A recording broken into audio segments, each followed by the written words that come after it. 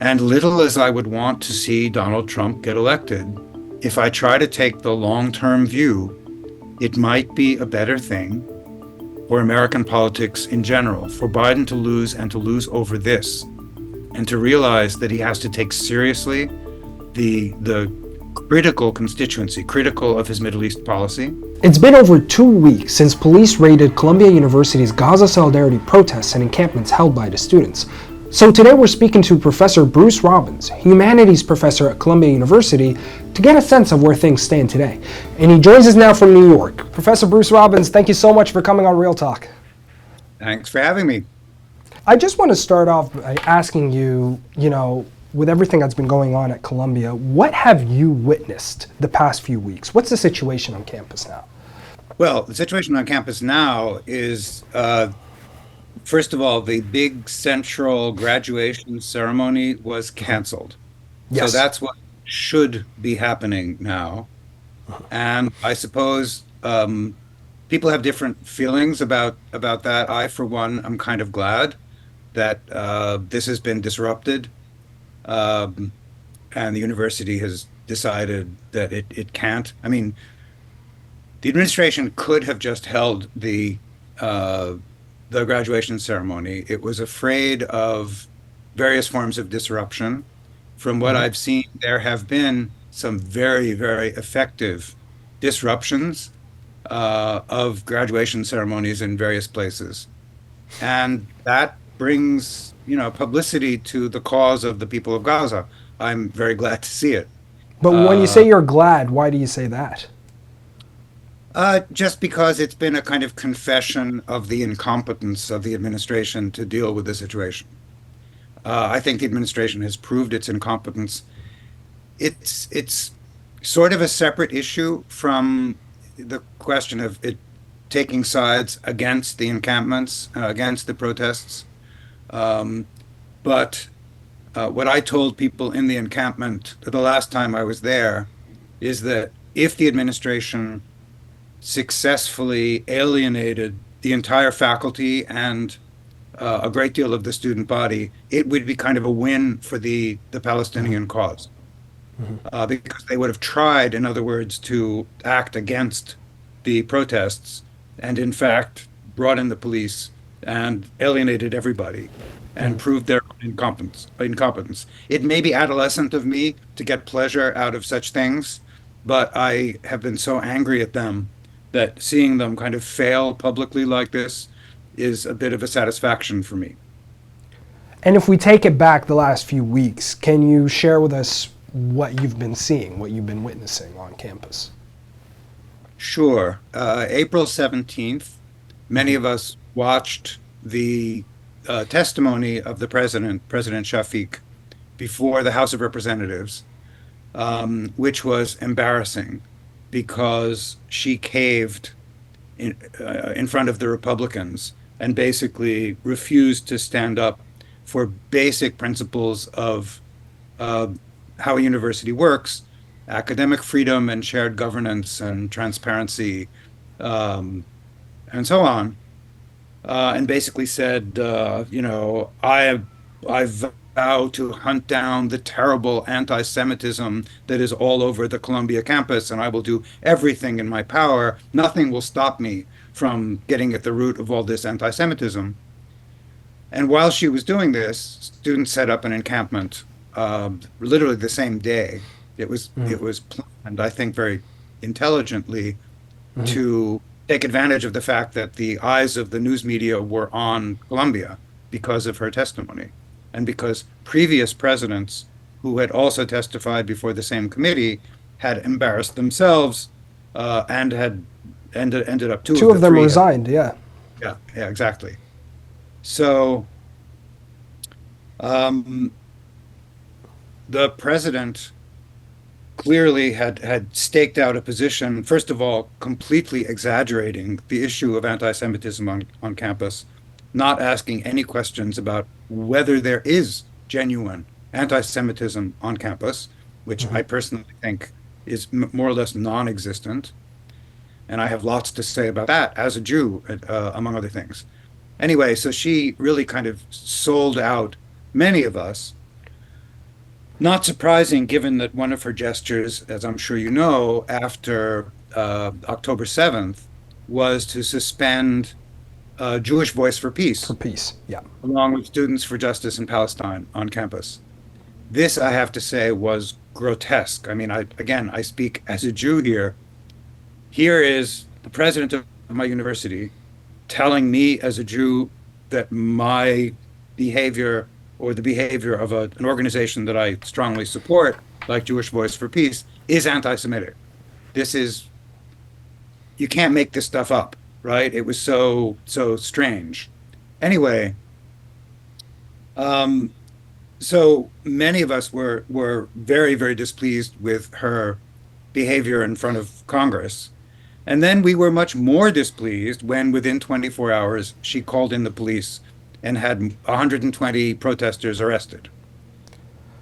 If she had I'm been gonna, paying, if I can interrupt you there, Professor. First off, on the anti-Semitism front, I mean, yeah, when you get presented by critics of the protests who say that these protests have fostered a climate of anti-Semitism on campus. There was the report of the rabbi who asked Jewish students to return home because it may not be safe for them to be on campus during these encampments, during these protests. I mean, how do you react? I don't react well. I think that the safety of the students on campus was never an issue. There was never an issue of safety. There was never an issue of violence. The encampments were completely nonviolent. I mean, anybody who spent any time around them will know that they were completely nonviolent. There was a Passover Seder, the Passover celebration, for the Jewish community that was held in the encampment at the same time that there were Muslim prayers where Jewish kids were holding up sheets to shield the Muslim students who were praying from the hostile glare of the photographers. I mean, the Jewish students and Muslim students and Christian students and Buddhist students, they were all working completely together. The spirit of it was actually very moving. It almost brought me to tears on at least one occasion, just seeing how incredibly well um, everybody was getting along with everybody. There was no disruption. And I mean, I have much to say on this. There was no Sure. anti-Semitism. It depends on what you think of as anti-Semitism. If Jewish students felt threatened or intimidated or harassed or uncomfortable, simply hearing slogans of the Palestinian movement repeated, that's their problem. Their discomfort is not to be laid at the feet of the protesters. In no way was their safety uh, a matter of at issue. So I myself am. I don't think that any kind of talk on campus should be permissible. I don't think that genocidal talk on campus should be permissible.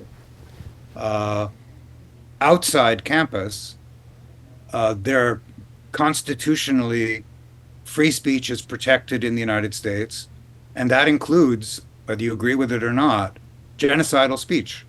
So you can't be locked up for encouraging genocide in the United States in general.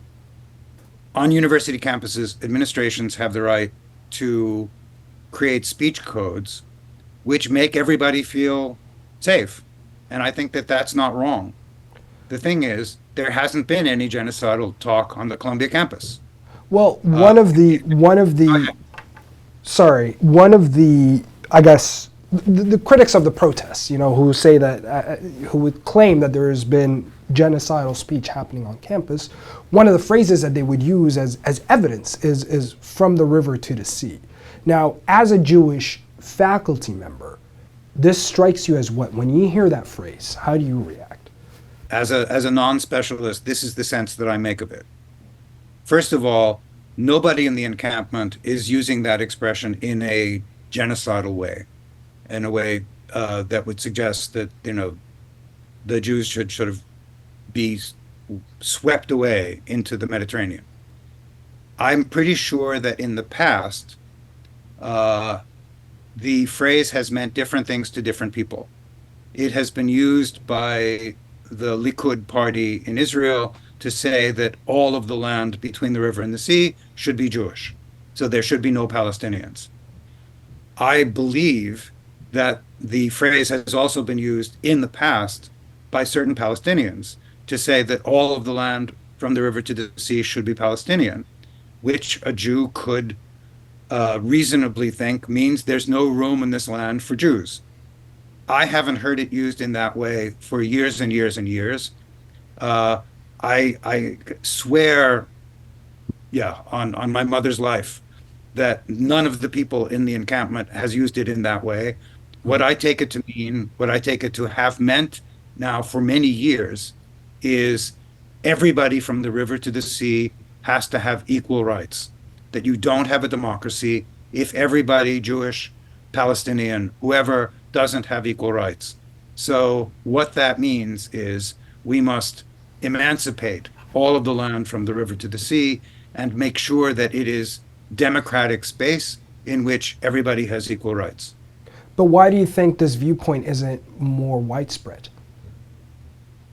Uh, I think that you'll pardon the expression, the Zionist lobby has a very strong interest in depicting the Palestinian cause as full of bloodthirsty terrorists and fanatics who only want the death of the Jews. That has been a very convenient position for the Zionist lobby to take. It's been a very convenient position for the Israeli government to take, it's a reason why since October 7th, everything has been Hamas, Hamas, Hamas, Hamas, terrorism, terrorism, terrorism, terrorism. And as if, the children among the 10,000 who've been killed were all, fanatical supporters of Hamas, and therefore anything the Israelis did would be justified.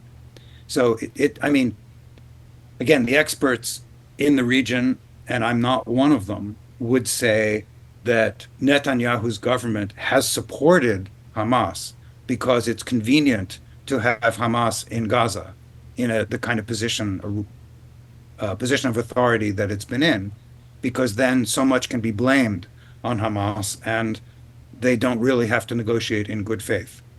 I'm sure you know more about this than I do, but that's the impression that I have come away with. Going back to the protest, Professor, I know you wanted to speak about it. So if you could just give me a quick summary. You were talking about the spirit and how moving it was. Can you give me a quick summary of what you saw? I mean, did you attend the encampments? Did you walk around? What is it that you saw? What is it that you felt?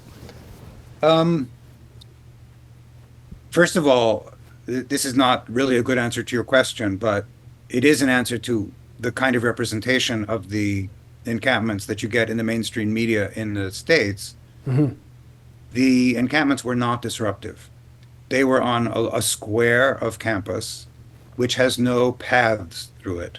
So nobody's path from building A to building B was disrupted by having an encampment there.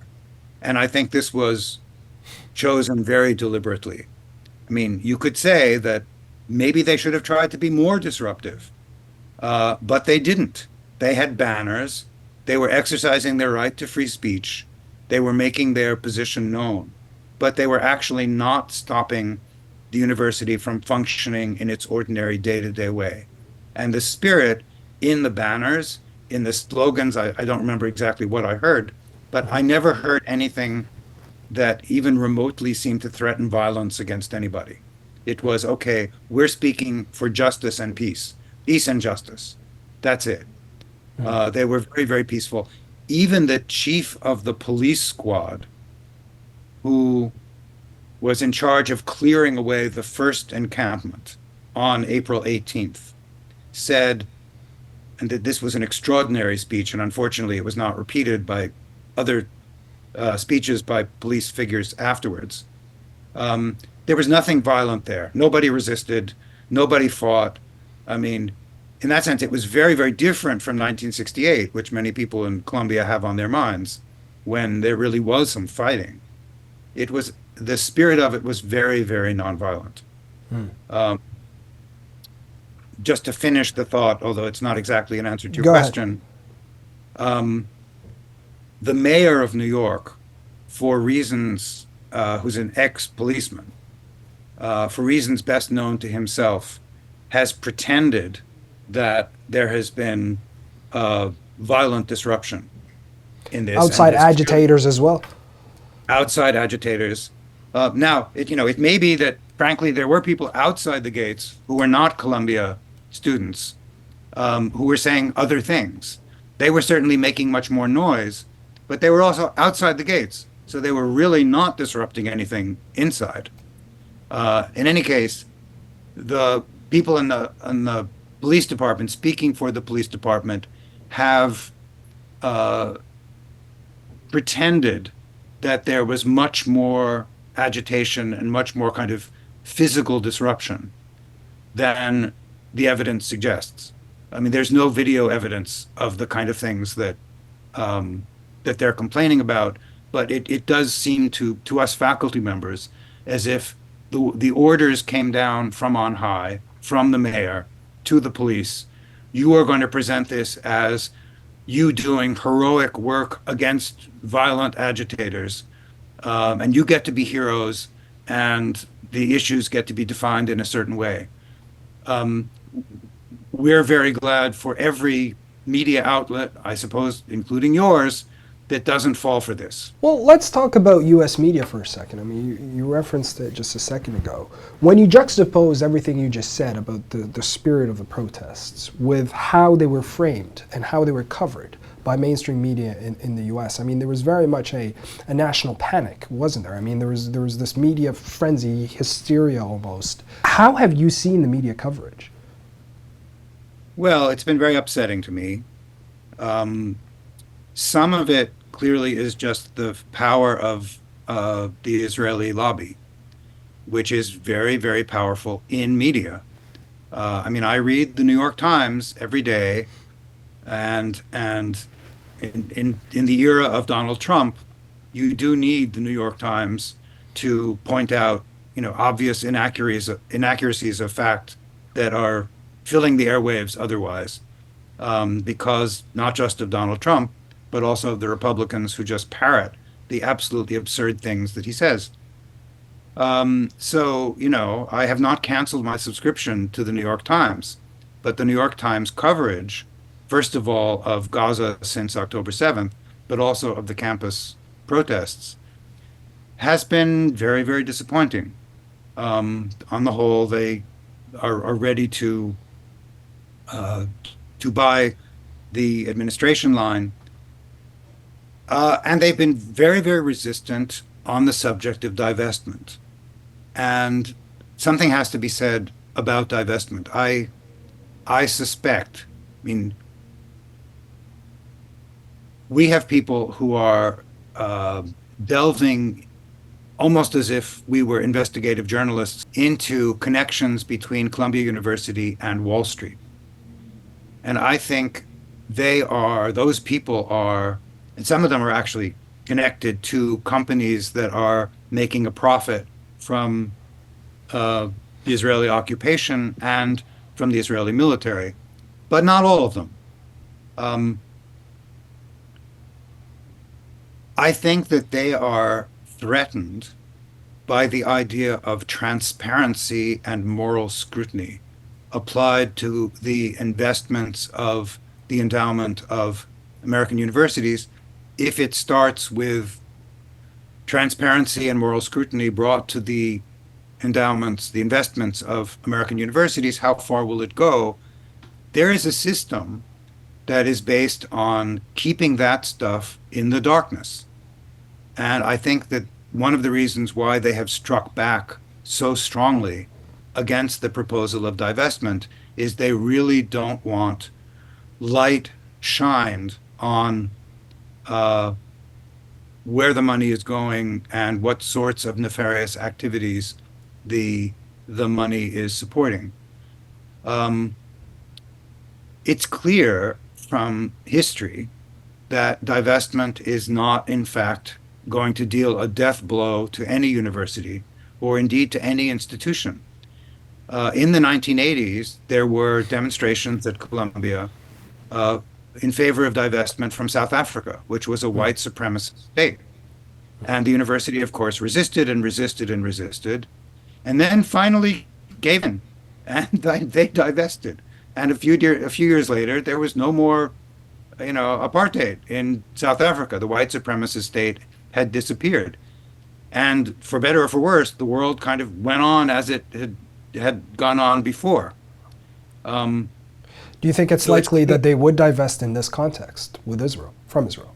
um, I don't entirely understand why the resistance has been so strong. Uh, I'm not a prophet, and I'm not going to say whether I think that resistance can be overcome. I'll Mm. just say the obvious thing that there's a lot more support for divestment these days than I think I would have predicted. There are, of course, new encampments that are going up, even as other encampments are torn down, and they're calling for divestment. A small anecdote: the department where I teach at Columbia, which is the Department of English and Comparative Literature, not a hotbed of political radicalism.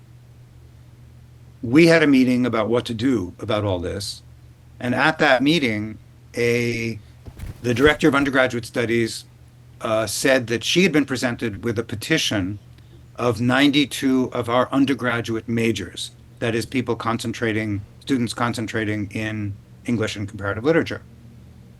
And as soon as she said this, I thought, I know exactly what they're going to say. We as students feel solidarity with our fellow students who've been suspended.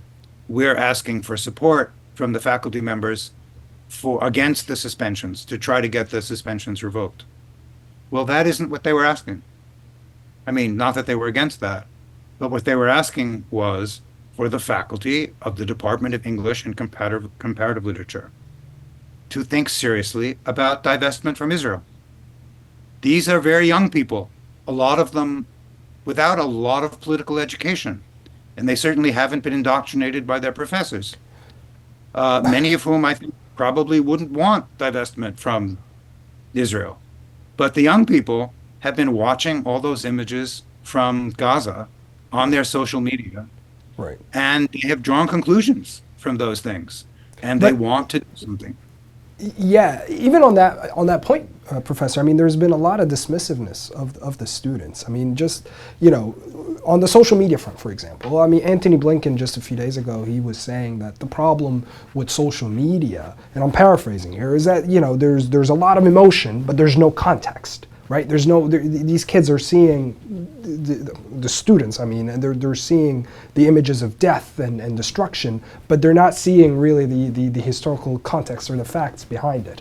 And then Hillary Clinton, who actually teaches at Columbia, she said that very dismissive. These students don't know very much about Middle Eastern history. And then there's others who claim that they've been radicalized or brainwashed by TikTok, for example. So there is also a lot of dismissiveness in the country towards the protesting students. That's exactly right. Um, Personally, I'm very much in favor of students acquiring more context than they've got. I think it's absolutely true that they haven't been radicalized by the study of context, right? I mean, Rashid Khalidi, my colleague in the history department, teaches one of the most popular courses at Columbia, which is all about the history. His book, The 100-Year War on Palestine, is contextualization, at its utmost. So the information is certainly available to people. I'm not sure they've got it. It's amusing to me, though, that someone like Hillary Clinton, who I think knows very little about the history of the Middle East, is lecturing to students about what they don't know about the Middle East. And of course, those of us who support the encampments very much want to talk about context. We want to say that this issue didn't start on October 7th. Let's look at all the other incursions into Gaza, bombings of Gaza, murderings of civilians in Gaza in previous years. Now, where did all that come from? Where did the people of Gaza come from? How many of them are the descendants of people who were refugees in 1948? By all means, let us talk about context, please. The more context, the better. Um, I mean, yes, I think that the students have mainly reacted to social media that they acquire without a whole lot of context. It may, I hope it does, make them more curious to find out about the context. The more they find out, the stronger they're going to feel, actually. I mean, I think that, more context will simply reinforce the feelings that those social media feeds have already given them. But your opinions of them already are. I think a lot more people have been radicalized by the events since October 7th, by the extremely disproportionate Israeli response to the murder of civilians on October 7th, by their social media feeds, and at Columbia, by the disproportionate response of bringing in the police and arresting people and cutting off negotiations when negotiations were clearly possible, when other administrations, which have acted much more wisely, have said, yes, there are things to talk about. Let's keep talking. We value your use of your freedom of speech. There are two sides to this question. I don't know, not exactly the things I would say, but things an administration could say just to keep things civilized. The Columbia administration has radicalized its student body by doing the extremely uncivilized thing of bringing in the cops. When the cops entered Hamilton Hall, renamed Hins Hall, in honor of a 6-year-old Palestinian girl who was killed in Gaza, they were armed to the teeth, and somebody's gun went off. Now, when you bring police onto campus, everybody knows they're armed and guns go off. The Black Lives Matter movement that from 2020, this is very fresh in the minds of a lot of the students, as fresh as the COVID pandemic is. And everybody knows how easy it is for policemen's guns to go off and for them to call it an accident and for nothing to happen and for somebody to get killed. Everybody knows that. The administration acted as if it didn't know that, as if it didn't have to pay attention to the fears, entirely legitimate fears, of people on campus, that when you bring the police on campus and then you say, we'd like you to stay, we'd like you to occupy our campus with your guns, you're going to lose people. You're going to lose the faculty and you're going to lose the students. So, yeah, that's one of the things I think about the students is that they have been radicalized by the misconduct of the administration. But now President Shafiq is calling for a healing process. I mean, what does that even look like? Lord knows. I don't know who's writing her speeches. She manages to be as bland and dull and irrelevant as it's possible to be. I don't even think I know anybody who takes anything that she says in those speeches seriously. It's sad. I mean, I'm a believer in institutions like Columbia. They're not perfect, and they have a lot to answer for, but they deserve, frankly, a better administration than they've got right now. What was her biggest miscalculation, Professor? Do you think it was, as you said earlier in the interview, caving into House Republicans? It was the two things. It was caving into the House Republicans and bringing in the police. You could say that she caved into the Israeli lobby before she caved into the House Republicans. That is, she suspended Students for Justice in Palestine. She suspended Jewish Voice for Peace. She appointed a task force on anti-Semitism whose 3 co-chairs were ardent Zionists and had written a letter which talked about Hamas violence in 66 words and talked about Israeli violence in 0 words.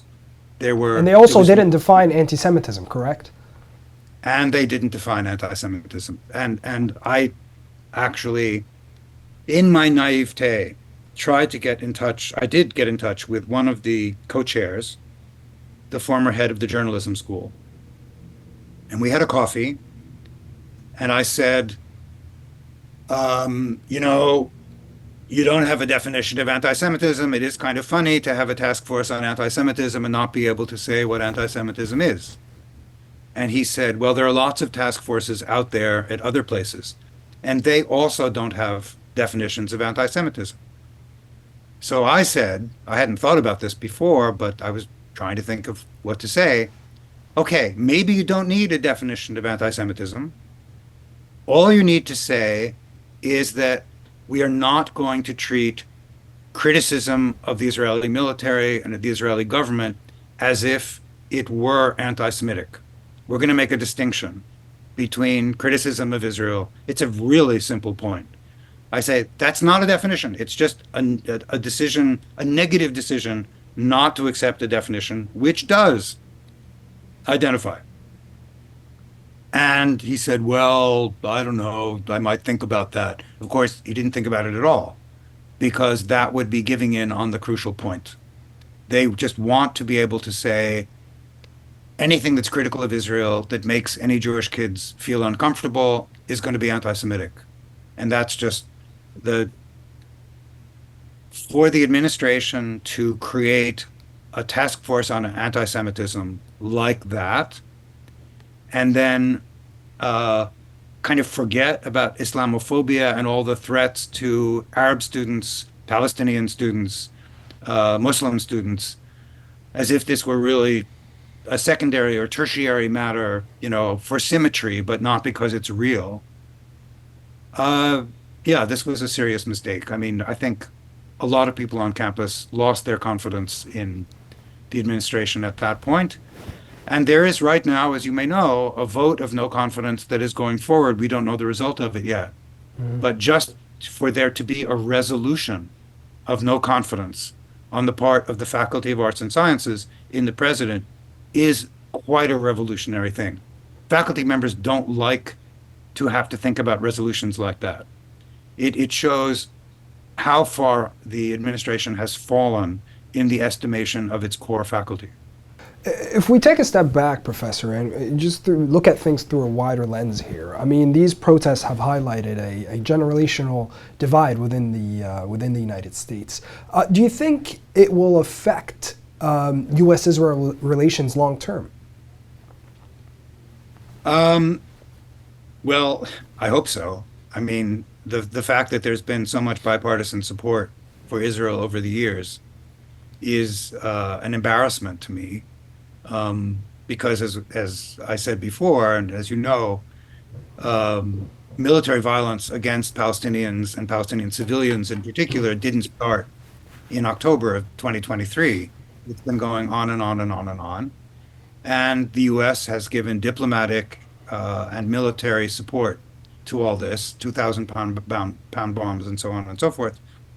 And nothing has really shaken that until now. Whether it has been shaken now is a genuine question. The polls in the U.S. these days suggest that President Biden has lost a lot of his support among young people. And I think this is probably the single biggest reason why he's lost so much support among young people.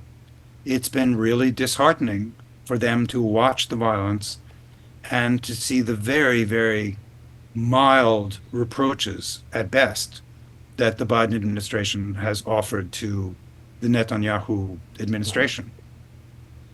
So I would like to think that the uncritical support of the U.S. for Israel has seen its last days. But I mean, I'm an optimist. I thought that when Bernie Sanders ran for the Democratic nomination in 2016, and he said things that had never been said about Israel in presidential politics, that was expanding the zone of the sayable in a way that could never be undone. It's possible. I mean, even though Sanders has not been ideal since then, but I think something really was accomplished at that point. I think your next question, maybe not, is this going to have an effect on American politics as such? That is to say, on the Democratic convention. Do you want to ask that question? Do you want me to answer it without you I asking? mean, you go ahead. You go ahead. You're on a Okay. roll. Admit you were going to ask it, right? You were going to ask it. You know what? Just for the sake of this conversation, yes, I was going to ask it. Okay, thank you. All right, I'm sorry if I'm pushing you in a direction you don't want to go. No, no, Um, please go ahead. Biden could lose this election because he has forfeited so much support from young people. Not that the young people are going to vote for Trump. I don't think they will, but I think a lot of them will stay home because they're just disheartened by the Biden administration, which has a good economic record and has, on other facts, has a lot, to commend it, and ordinarily would probably get the support of many of the young people who tend to vote Democrat. But the election could absolutely go to Trump because of the way Biden has behaved vis-a-vis Israel and Gaza. There is quite a few significant voices who have actually called for Americans to not vote for Biden because of this. And when I say significant voices, I mean voices from the Muslim community, voices from the Palestinian community in the US. Do you think that that's justified? A quick answer, I think it is justified. It's not easy for me to say because I really don't want to see Donald Trump president again. I can't tell you how deeply I feel that I don't want to see Donald Trump president again. Um, I have the privilege because I vote in New York State, which is going to vote Democrat no matter what. So I don't have to vote for Biden. I can vote my heart. How I would feel like, let's say, the Palestinian community or the Arab community in Michigan, which is a swing state and which had a considerable number of people vote uncommitted when, in the nominating process. I rejoiced when I saw in Dearborn, Michigan, 59% of people voting uncommitted. That was a major slap in the face, and I hope it was a wake-up call. And little as I would want to see Donald Trump get elected, if I try to take the long-term view, it might be a better thing for American politics in general, for Biden to lose and to lose over this, and to realize that he has to take seriously the critical constituency, critical of his Middle East policy. I don't say it again lightly, but I feel it might actually be the best thing in the long term. My last question for you, Professor, even though I'm actually very much enjoying this conversation, but I am aware of the time and your time and schedule as well. Over a decade ago, you produced a documentary, you directed a documentary called Some of My Best Friends Are Zionists, which is about Jewish Americans changing their minds about Israel. I'm curious, it's been over a decade. If you were to revisit the documentary now, would you add any changes? Would there be any highlights? I mean, do you ever think about that? Yeah, that's a great question. Um, when I made that film, um, I didn't actually pay much attention to the diversity of opinion, of political opinion of American Jews on Israel. It was clear that some people were really kind of 1967 people, which is to say, people who were critical of the occupation. Um, and other people were kind of 1948 people whose criticism went deeper, right? And I didn't ask about things like a solution to the problem of the refugees.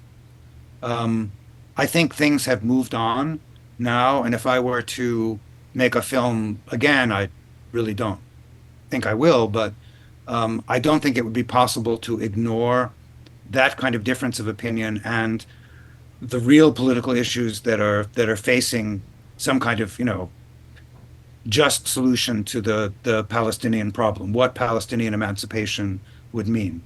I mean, people look at me funny. It happened when I had the CNN thing. I used the expression one state solution. Yes. And people, I, the reaction to that, I think, was not good. Like, are you the loony left? Who is talking about a one-state solution now? You know, we're talking about ceasefire. And of course, I too am talking about a ceasefire, a really serious ceasefire, an end to the violence. But when I talk to you about what from the river to the sea means to me, I think what it means to the people in the encampments, I was saying democratic rights for everybody. I think you can't talk about that without using the expression one state solution and, thinking about what it might actually look like for there to be democratic rights for everybody in that region. So I probably wouldn't be able to be so hands off about actual political opinions vis-a-vis Israel and Palestine if I were to make the film again. I would also try to be a little bit more technological savvy.